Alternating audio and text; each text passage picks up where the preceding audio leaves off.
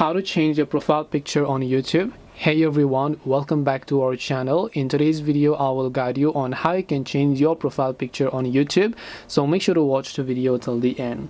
In order to actually change your profile picture on YouTube, all you have to do is go ahead and then first of all make sure to launch the YouTube application here.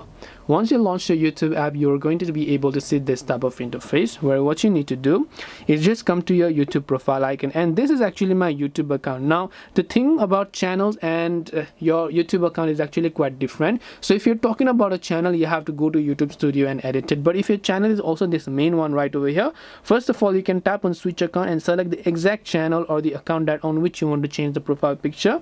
In my case I'll just leave it at that, and then I'll just go to my channel page here.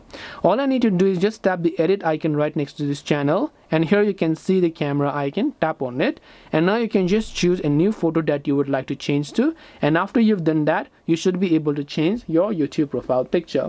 This way you should be able to change your YouTube profile picture. Hope this video was very helpful. If you have got any questions, feel free to leave them down. Thank you for watching and see you in the next video.